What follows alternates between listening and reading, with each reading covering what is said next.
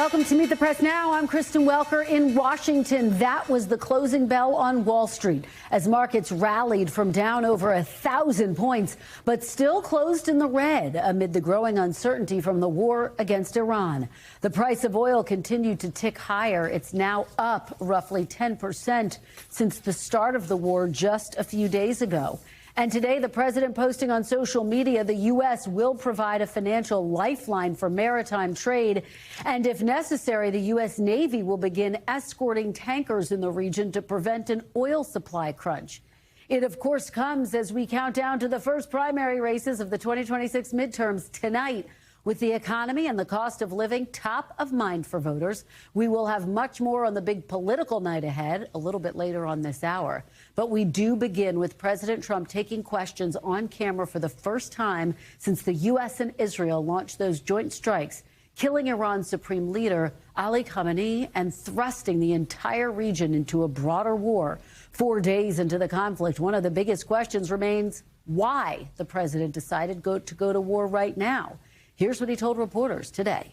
Mr. President, did Israel force your hand to launch these strikes against Iran? Did Netanyahu pull the United States into this war? No, I might have forced their hand.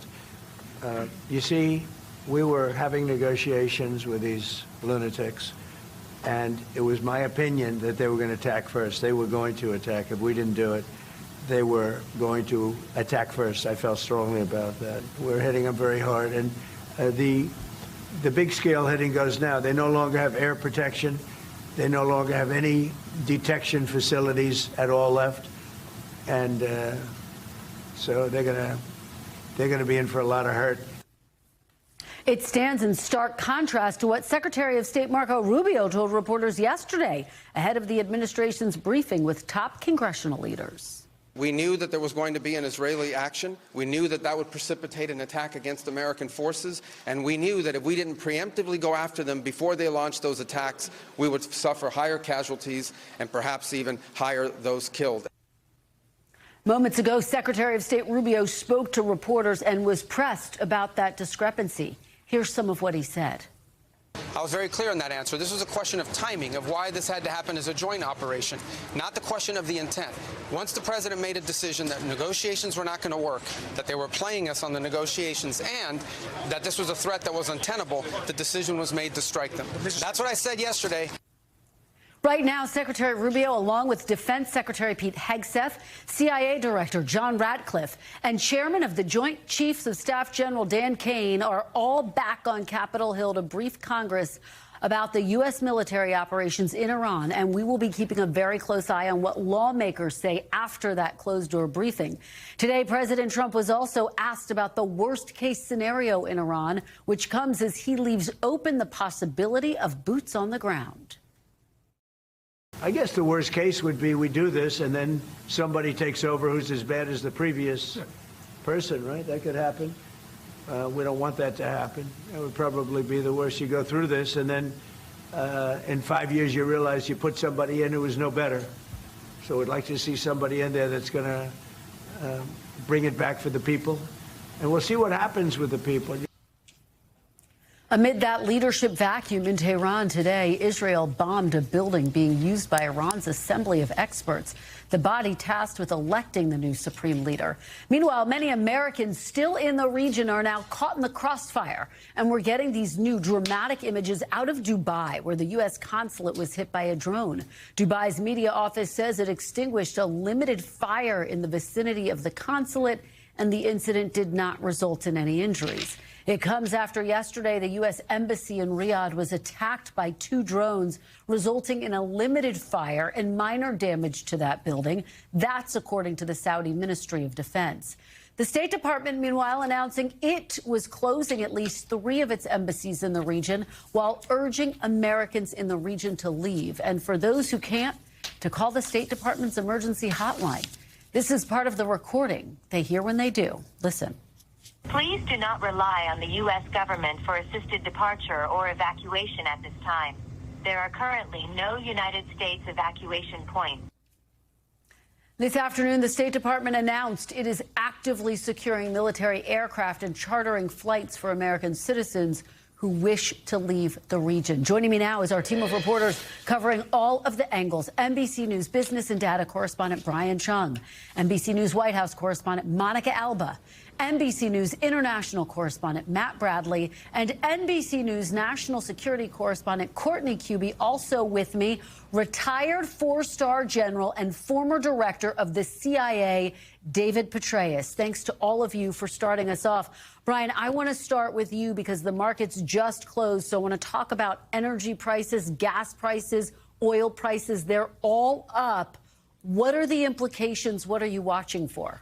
Yeah, and this is a continuation of the story that we have been tracking over the weekend with the Strait of Hormuz. Again, that really narrow channel that is the access point into Iran, as well as Iraq, Kuwait, the UAE, Qatar, major oil producers, all of them accounting for about 20% of oil production in the world. And so for that reason, any conflict would lead to closure of the Strait of Hormuz could lead to a substantial spiking in oil prices, and that's what we're seeing already. So if you take a look at prices at the pump, at least by Gas Buddy, we've seen that prices at the pump are now averaging $3.11. That is up 6 cents just from yesterday, 15 cents from the last week. For every $10 that an estimated barrel of oil goes up in price, the consumer faces about a 25-cent increase in the prices that they pay at the pump. This is happening already, and if this is indeed a conflict that's going to go for 4 or 5 weeks, as has been suggested, that could continue to go up depending on how long and how closed the Strait of Hormuz is, Kristen.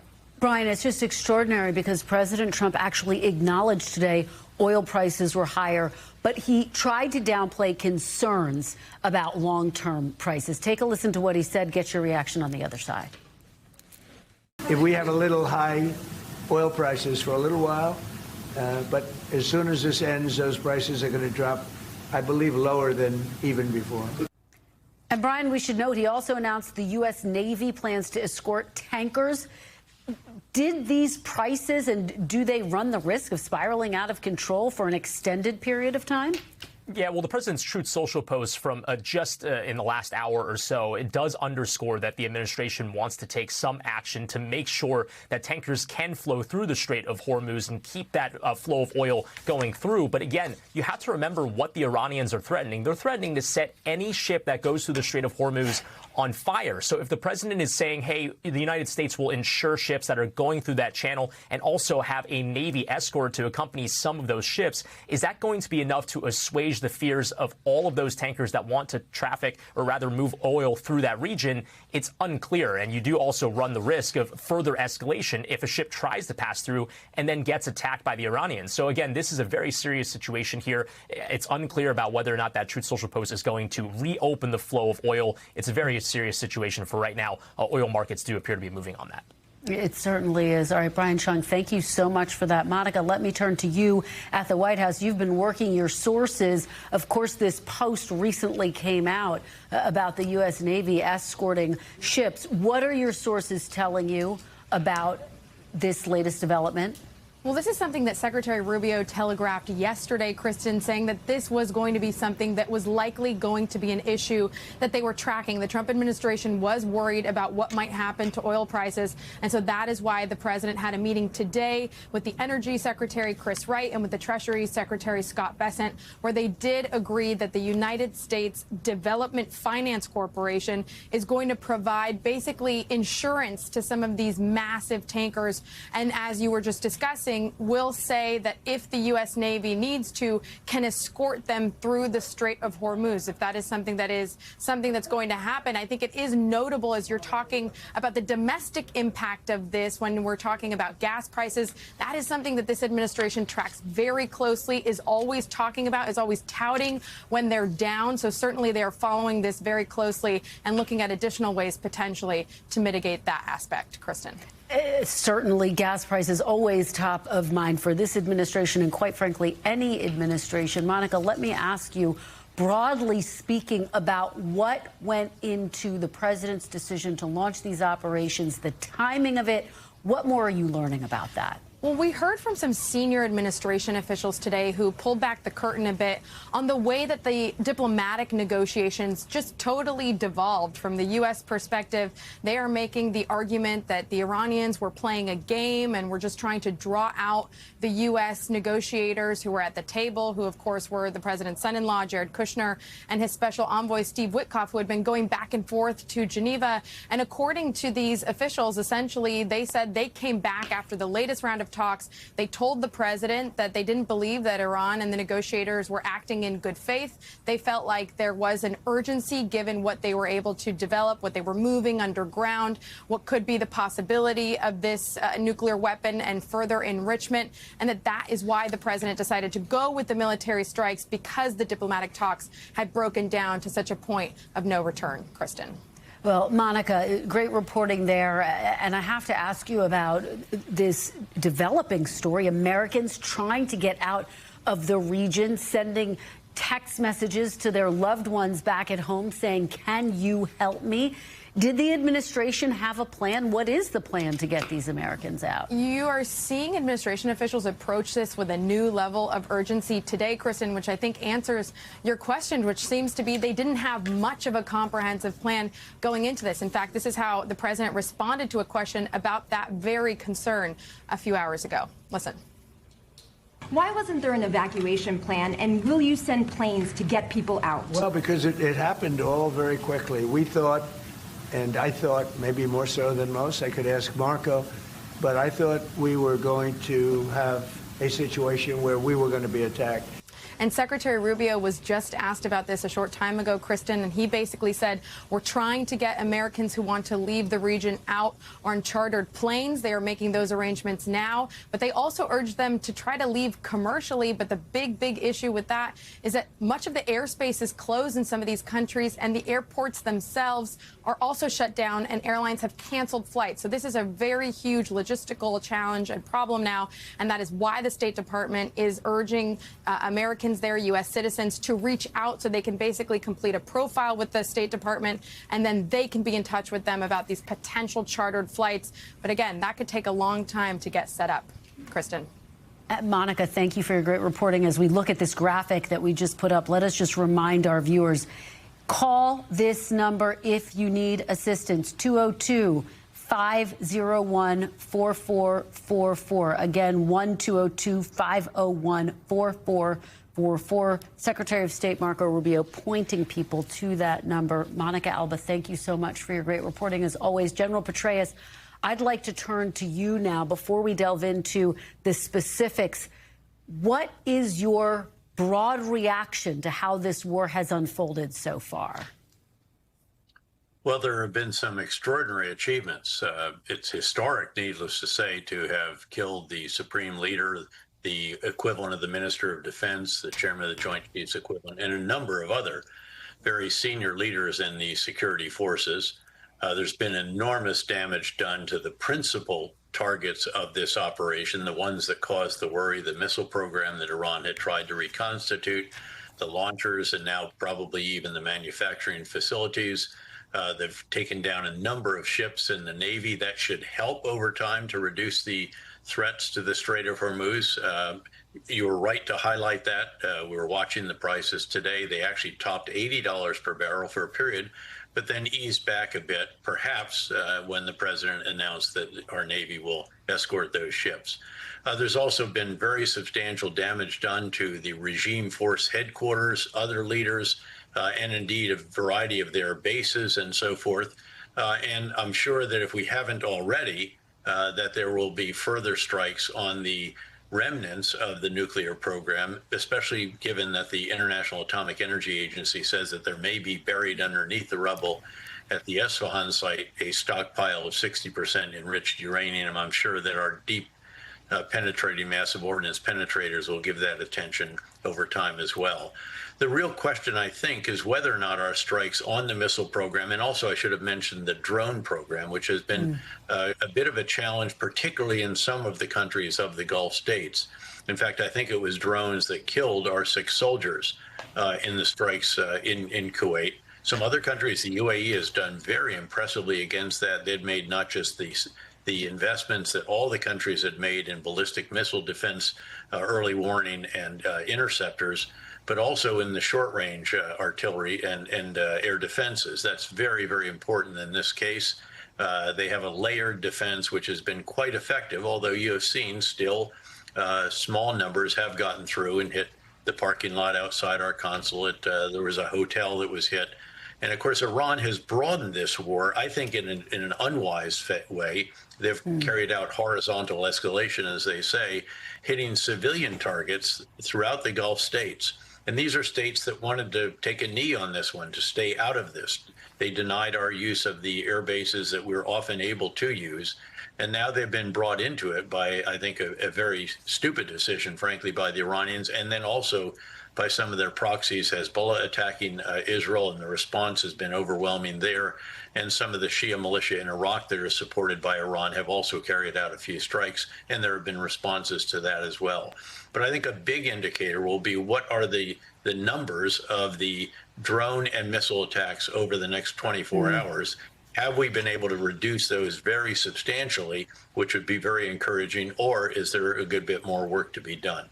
Beyond that, there's the question, of course, about can this actually set the conditions for regime change, and can Iranians take advantage of that? And that's something that we're not yet seeing, for example, a splintering or a break-off or the emergence of some substantial opposition force, noting that the regime forces, however battered and damaged and degraded they may be, will still field somewhere in the neighborhood of 1 million men under arms who have shown a willingness to be very brutal to the Iranian citizens when they rise up.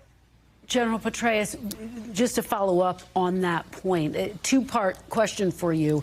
On the question of regime change, can it be carried out in earnest without U.S. boots on the ground? And what is your biggest concern as you watch this unfold? In other words, what's the worst case scenario that you want the United States to avoid? Well, I think the president was quite forthright in the Oval Office with Chancellor Merz when he said that the worst case would be someone else takes over. Maybe we did or did not have something to do with that, had a choice or not, but turns out to be another ideological hardliner like his two predecessors.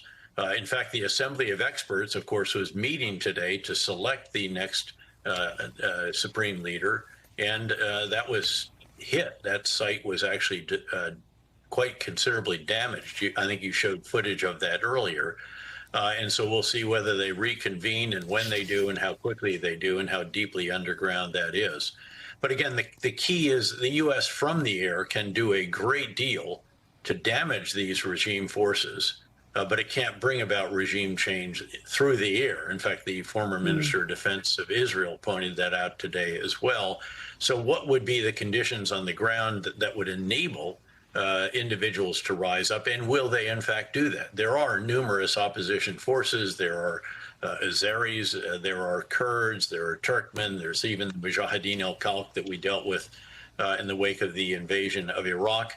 The real question is there real military capability that would break off under a charismatic leader, galvanize all the people to take on this murderous regime that has driven Iran into a ditch economically and isolation internationally? General David Petraeus, thank you so much for joining us. Please come back soon. We really appreciate your perspective. Thank you, sir.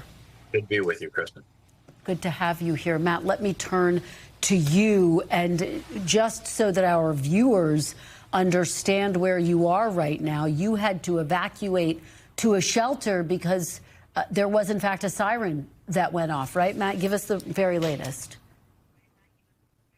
That's right. And actually, you and your audience saw me just a moment ago when we were up on the roof. You had that beautiful skyline of Tel Aviv behind me. Ever since then, we got an alert on our phones. And this is how, as I've been explaining, this is how it goes. You get an alert on your phone, maybe 5 or 10 minutes pass, and then you hear the full siren outside. Everybody in the city can hear it. And that's when you have a minute and a half to go to a place like this, what Israelis call a mamad. This is a bomb shelter, but it's not in a basement. We're still on the 5th floor. And for most, this is enough to protect you not from a direct impact from an Iranian ballistic missile, but enough to protect you from an Iranian ballistic missile that might fall nearby. which can be very, very deadly to those who are not protected. But there have been people, unfortunately, in places like the one where I'm standing right now, who have died because of a direct hit. Well, Matt, let me ask you, because Israel also announced a ground operation in southern Lebanon. What do we know about the goal of that?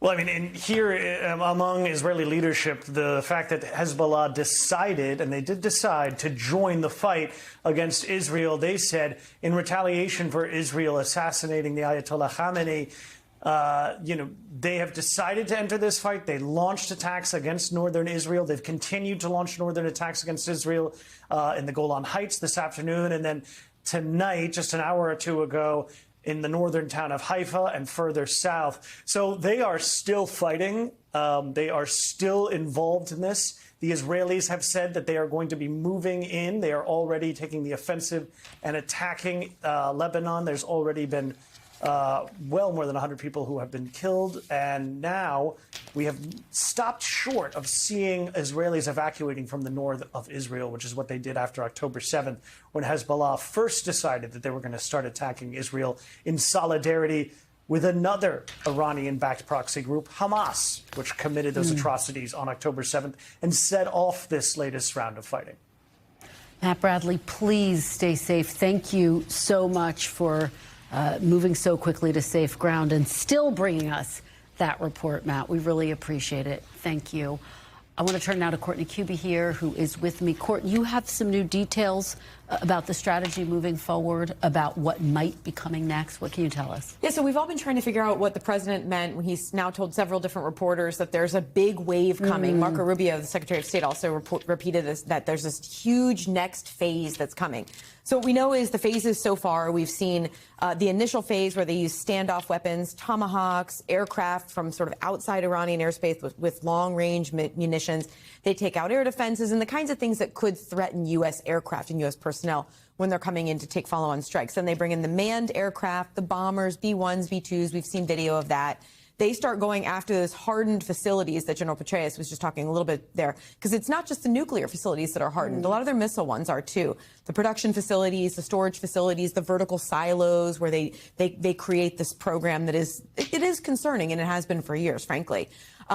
But the big question is, what's this next big phase? Well, if you would just by process of elimination, they've not gone after the nuclear program at all yet. And that is one of the first things. Yeah. So, we assume that that's going to be one of the next phases. But in this case right now, they are still firmly going after the ballistic missile program, the Navy, and the Air Force. Well, it's just fascinating. When I talked to President Trump over the weekend, I asked him, what does success look like? He said, I think this has already been a success. But Courtney, based on your conversations, do you have a sense what's the ultimate goal here? How will the military know when that's been achieved? So the military is actually in some ways the easy piece of this goal, because they have set out very direct, specific military objectives. So it is the destruction of the ballistic missile program. And you can have, there's a finite number of targets with that. We don't know what that is, but they're the launchers, the production, everything that I just went through. That's the missile program. They want to destroy the Navy. That's going after all the ships. It's going after the headquarters. They want to destroy the Air Force. Yes, that's going after the aircraft, but it's also pocking up the runways so that they can't take off from them, that kind of thing. Those are finite and defined goals. And the nuclear program as well, if they actually go after it. It's the regime change that's going to be tough here. And as you were just trying to talk to General Petraeus about, I don't know how the military will play a part in that. And if I'm candid, I don't know that the administration knows that either. If they're going to see how this unfolds, and then, as President Trump has said, see if the people rise up. He continues to point to the people. He also posted on social media yesterday, Court, I'm going to read this. He says the United States munition stockpiles have, at the medium and upper medium grade, never been higher or better. Wars can be fought forever and very successfully using just these supplies. Give us the reality check here. I don't know what medium and upper grade munitions are. I've been asking that question. I think he means medium and long range munitions, which, if that is the case, yes, there is a huge stockpile of those. But that's not been the problem with this, and that's not been the concern all along. Yeah, I mean, they're always going to be worried about munitions, right? We've heard forever about 155 rounds in Ukraine, The concern here is the defensive capability, the defensive stockpile. So Iran has unleashed hundreds of missiles, probably at this point thousands of drones, and some allies are shooting some of them down. But the U.S. also has to be ready to shoot those down when they're targeting U.S. bases, if they end up going after ships, that kind of thing. And there is a finite number of those defensive munitions. Remember, during the 12-day war, after Operation Midnight Hammer, the U.S. had to fire off a lot of their Patriots, their THAADs, their longer-range systems to defend against Iran's incoming missiles and drones. So the stockpiles are down, and they cannot produce them as fast as they want to. All right, Courtney Kube, thank you so much for being here. Really appreciate it. I know you have been going nonstop.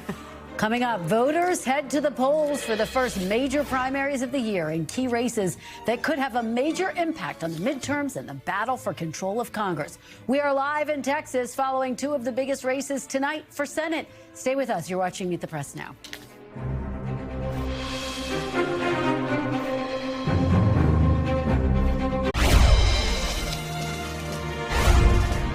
Welcome back. If it's Tuesday, voters are voting in the first major primaries of the 2026 midterms. Those elections taking place across North Carolina, Arkansas, and Texas. And all eyes are on the Lone Star State and its high-stakes Senate race, which has generated competitive primaries on both sides of the aisle, which will be watched very closely for clues about the future of both parties. Incumbent Republican Senator John Cornyn is trying to fend off two challenges from his right against State Attorney General Ken Paxton and Congressman Wesley Hunt. President Trump has not endorsed anyone in that race. Meanwhile, Democratic Congresswoman Jasmine Crockett and State Representative James Tallarico are offering primary voters two very different arguments about why they are the most electable Democrat as the party looks to flip Texas's Senate blues for the first time in generations. Joining me now is our NBC News team down in Texas. Priscilla Thompson is in Dallas and Ryan Chandler is in Austin. Thanks to both of you for being here. Priscilla, let me start with you. You are in the Democratic stronghold of Dallas, where there's been some reports of confusion at the polls. What do we know?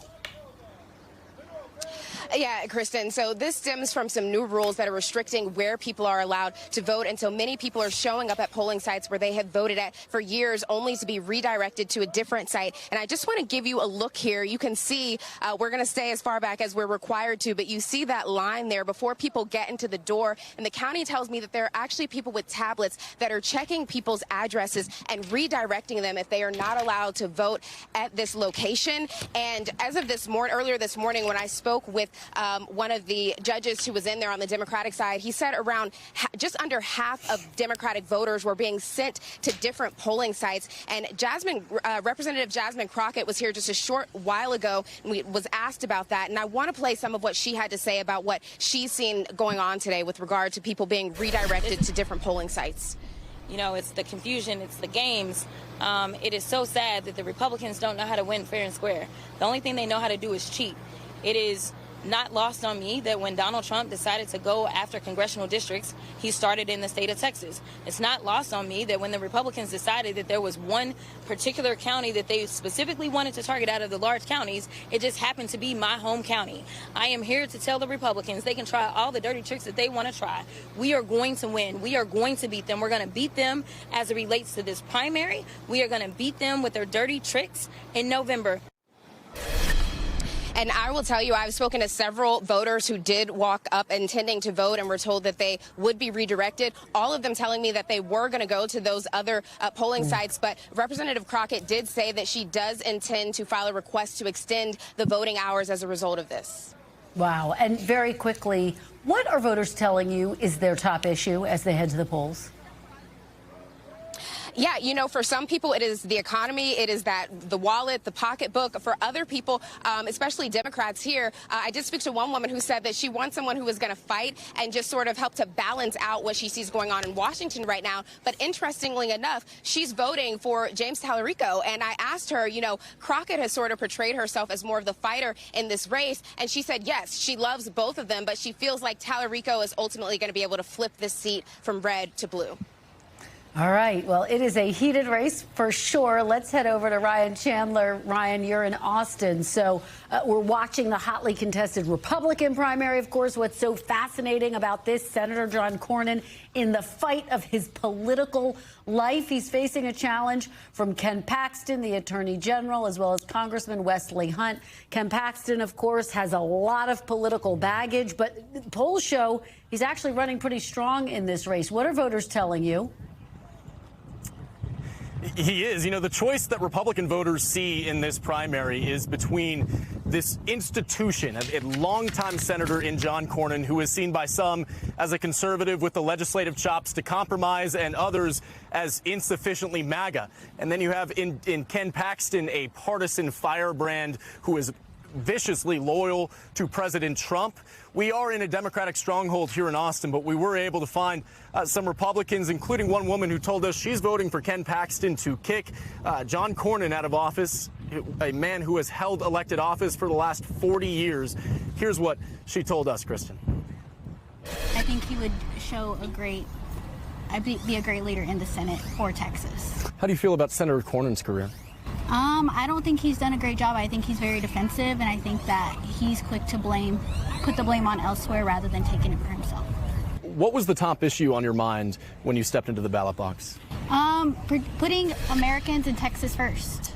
That perspective there, indicative of the majority of what the polling indicates is the Republican primary electorate, certainly the most conservative, who are the most likely to show up throughout this primary, Kristen.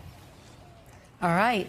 Ryan, thank you so much. Great interview. Thanks for bringing that to us. We really appreciate it. And here to tell us what he's watching for tonight is NBC News chief data analyst Steve Kornacki at the big board. Where else would he be on an election night? Steve, break this down. Texas is the center of all of these heated races. It is, Kristen, and it's not the only state, though, voting tonight. Quick tour of some of the things we're looking at. You're talking about the Senate race in Texas. Could an incumbent senator lose there? How about in North Carolina, one of the other states voting today? Valerie Foushee, incumbent Democratic member of the House. She is in danger of losing a primary, being challenged from the left by Nita Alam. She is supported by Senator Bernie Sanders. We've seen these sort of left-wing insurgencies in Democratic primaries having some success lately. Will a Democratic incumbent, a member of the House, lose her seat in a primary in North Carolina? I think that's one of the themes tonight. Incumbents, will they go down in primaries? That's one to watch in North Carolina. But then let's head over to Texas.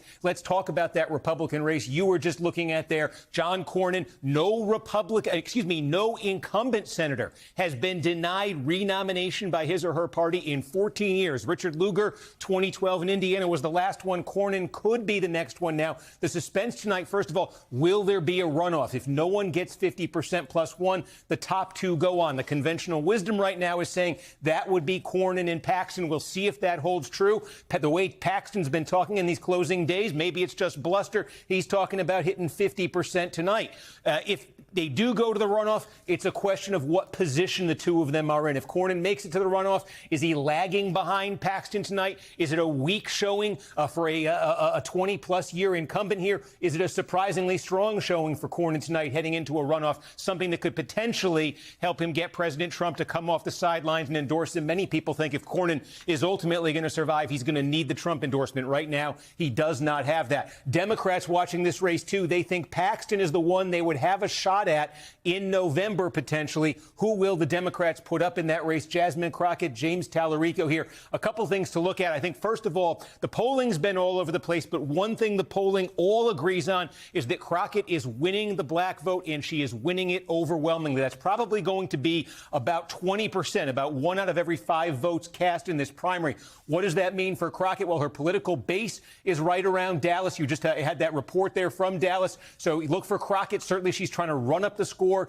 in the Dallas-Fort Worth Metroplex. You know, probably close to 30% of all the votes in the primary are going to come out of here. Another area of strength, just based on having that strong black support for Jasmine Crockett, would be in East Texas, going down, the city of Beaumont here, Texarkana, small towns here with large black populations. This is going to be the core strength for Crockett. As for Tallarico, his political base is right around Austin. A ton of votes. It's overwhelmingly Democratic there in Travis County. a ton of votes there. Look for him to run up the numbers around Austin. And I think the big question, the suspense in this primary, has to do with, it's about a third of the electorate in a Democratic primary, the Hispanic vote. How is the Hispanic vote going to break here? We're going to certainly be looking at the city of El Paso. That's a big one. We will look in South Texas along the border here. Who is winning these places? That might end up being definitive in this primary, Kristen. Steve, we're going to be watching that so closely. It helped Donald Trump win the White House for a second term. So we are going to be watching the Hispanic vote very carefully, as well as, of course, the African-American vote in all of the different counties you just talked about. Steve Kornacki will be with you all night. Thank you so much. It's great to have you. Coming up after the break with all eyes on Texas, we're checking in with Texas Congressman Henry Cuellar, who's looking to clinch a 12th term in office this year as the midterms collide with war in Iran. And we will have much more tonight in our special primetime coverage of the midterm primaries starting at 8 p.m. Eastern. Please join me and my colleagues, Hallie Jackson, Steve Kornacki. You see them there and many more. Stay with us. You're watching Meet the Press Now.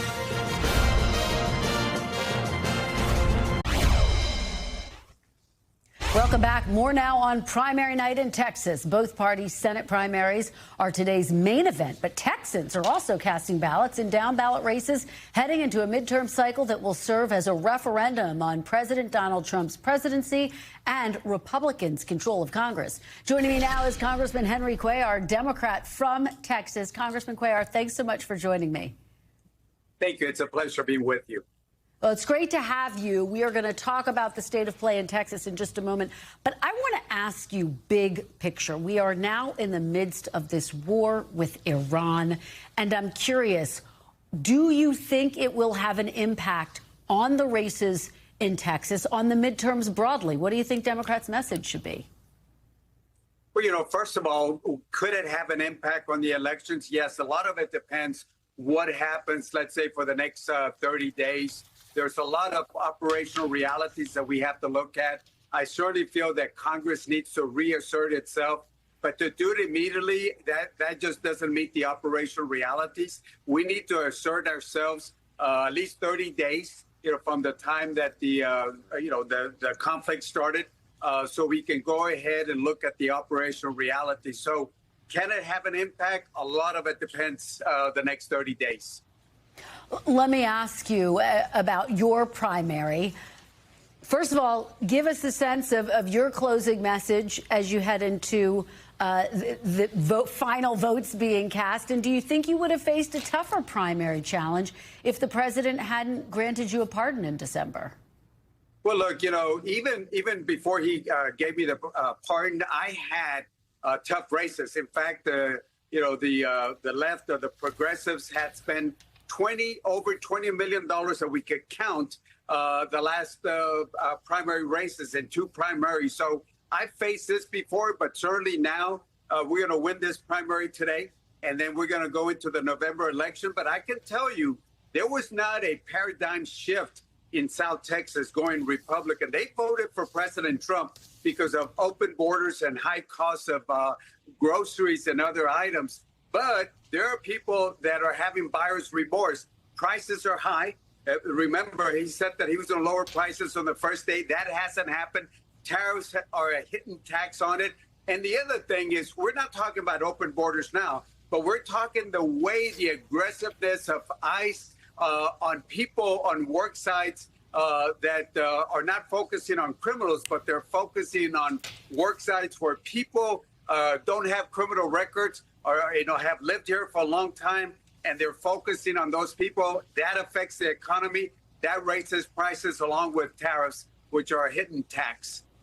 Let me ask you, because President Trump did mention you in a social media post, I want to give you the opportunity to respond. He says this: I don't know why, but the fact that Henry Cuellar would be running against Donald J. Trump and the Republican Party seems to be a great act of disloyalty, and perhaps more importantly, the act of a fool who would immediately go back to a political party, the radical left Democrats, whose views are different from his. What's your response to that, Congressman? Well, look, first of all, I am thankful for the president for the pardon that he gave both my wife and I. We can go into the details of the timing what the DOJ did. We can talk about that. I can talk about the legal opinion that I had, the two ethics opinions. I can talk about all that. But let me tell you something. Look, I'm a Democrat. I'm a conservative Democrat. I'm not on the left.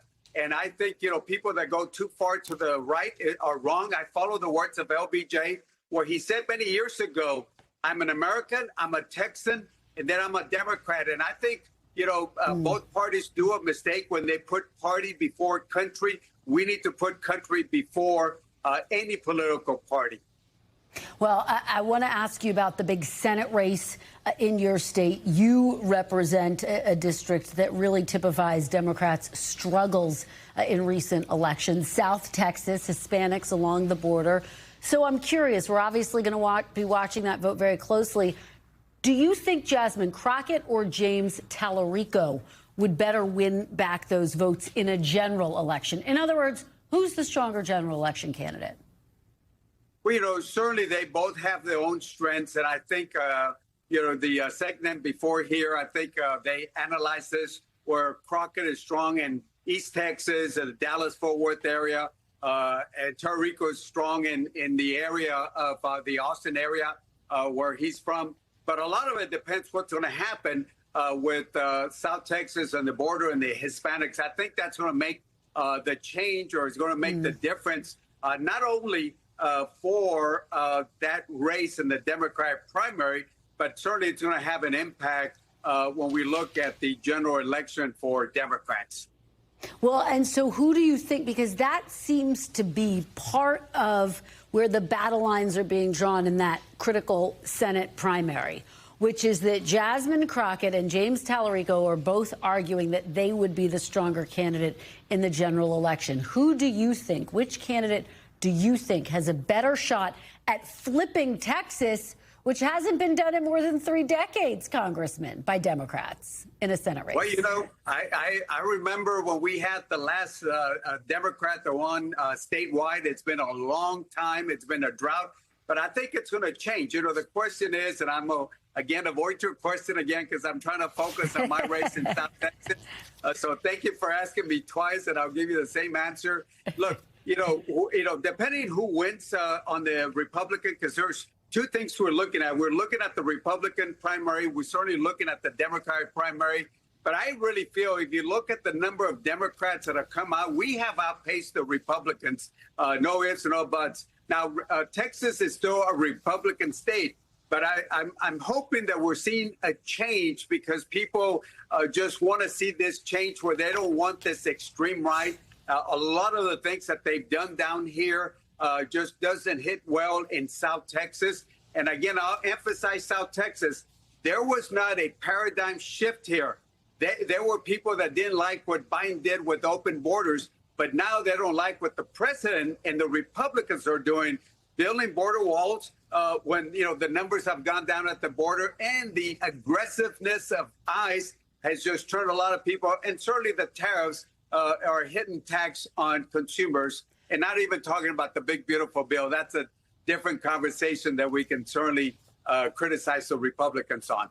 Congressman, let me ask you quickly before I let you go. Republicans, including DHS Secretary Kristi Noem, who was on the Hill today, are arguing that what is happening in Iran has added urgency to the need to end the partial government shutdown, with DHS being shut down because of potential threats here at home. What say you? Will you, in fact, vote to reopen DHS now that the United States is at war? Well, I'm the top-ranking Democrat on the Homeland Appropriations Committee. I supported it, some time ago, and I'm going to support it again. I wish that the White House, because it's not a negotiation between House and Senate Democrats or Republicans, it's a negotiations with the White House. The Republicans are given the power of the Appropriations Article 1 to the White House. If they would work with us a little bit more oversight and rail guards on ICE, I think we can get this done. But again, I represent a lot of Border Patrol agents, TSA, and a lot of folks down here. Per capita, there's more Homeland folks. So I look forward to supporting Homeland, but I wish they would be a little bit more, the Republicans be a little bit more reasonable on some of the ICE rail guards that they know should be done. All right, Congressman Henry Cuellar, thank you so much. Really appreciate it. And we will be right back. Thank you. We'll be right back with more. You're watching Meet the Press Now.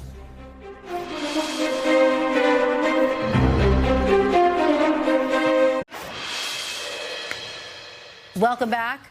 Joining me now to break down all of today's news is our panel, Jeff Mason, Washington correspondent for Bloomberg, Taryn Rosencrantz, Democratic strategist and CEO of New Blue Interactive, and former Florida Republican Congressman Carlos Curbelo. He is also an NBC News political analyst. Thanks to all of you for being here. Really appreciate it. So, Jeff, we've been talking to some of the candidates. We've been talking about the big races in Texas. Obviously, the Senate race is the one to watch. What are you going to be watching for specifically tonight? I think just, which candidate ends up winning and what that means for November, and what do the Democrats have a chance in Texas? The Democrats have long wanted to have a chance in Texas. I remember covering President Obama and all of his people at the end of his term going to Texas and saying, we're going to turn Texas blue.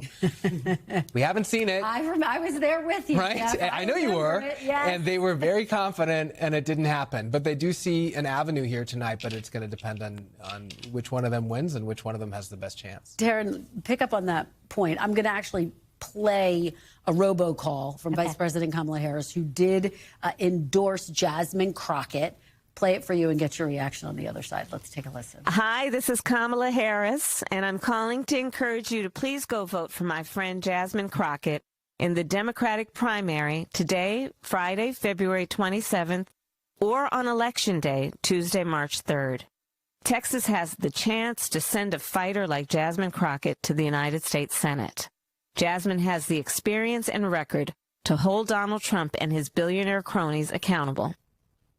Does the former vice president help or hurt her in this home stretch? It's all about excitement, I think. And right now, one thing you cannot say is that there isn't a lot of excitement in Texas. There's a lot of people who are geared up and running around, and it's a big primary. And I think no matter who comes out of it, I think in this instance, she's going to be taking that core base of Jasmine Crockett and getting them excited, making sure people turn out to vote. That's a GOTV vote in my mind. She's not going to be persuading anyone, and I don't think she's going to hurt anyone. It's just going to help with turnout. Carlos, it's expected the Republican primary will likely go to a runoff. Extraordinary that President Trump, not only did he not endorse, he was in Texas on Friday with all three candidates talking about there's a little race that's underway here in Texas, still didn't endorse. And part of the issue is John Cornyn not only represents the old guard, but someone who's been critical of him. He believes not loyal enough to him. You have Ken Paxton, who's the MAGA firebrand and yet has a lot of political baggage. How do you see this race playing out? Well, Kristen, a few weeks ago when Chuck Schumer came out and said the Senate was in play, I rolled my eyes. I didn't really believe it. But I think the result tonight, if John Cornyn loses by a very wide margin, even if he makes the runoff where it's obvious that he really can't make up the difference in the runoff, then I do think that the Senate might actually be in play. And there's an irony here because the president, in refusing to support Cornyn, someone who would easily win re-election, might be hurting his own chances of getting nominees approved in the next term of Congress.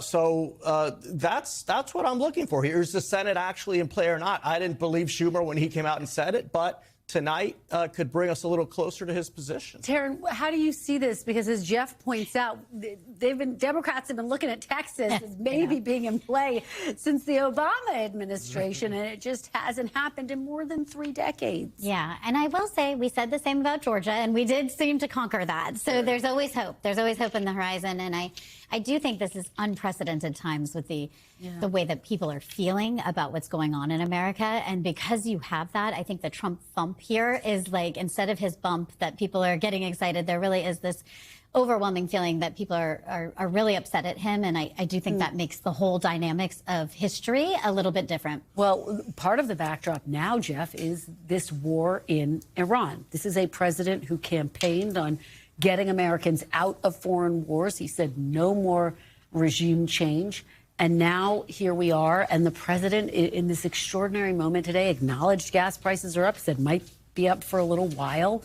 But it's worth it, he said, for the overall goal. And then he predicted they would come back down. But gas prices, that was his big talking point. It was the talking point. I mean, the president has taken credit repeatedly for bringing gasoline prices down, and they were down. I mean, I am from Colorado. I was in Denver a few times over the last few months, and gas prices were hovering around $2. That's a nice place to be politically going into the midterms. It is a less nice place to be to see gas prices going up, and in a position where everyone is going to know why. There's no way that President Trump can blame his predecessor for the economy changing now or for the gasoline prices going up when it is directly connected to a war that he launched. Yeah, and Carlos, weigh in on that point. How much does this play in the midterms in voters' minds when they go to the poll? I think it's a big deal for the president's base and for Republican excitement or motivation to vote. Look, the old Republican Party was very much outward looking, right? These issues abroad, these wars, American leadership around the globe, that really got voters excited. President Trump has changed the Republican Party. He has made the average Republican voter a lot more inward looking, focused on domestic issues, on improving quality of life. So now he's leading all of these foreign campaigns, which again, you know, I served in Congress. We resisted against President Obama's Iran deal. I mean, this was who we are.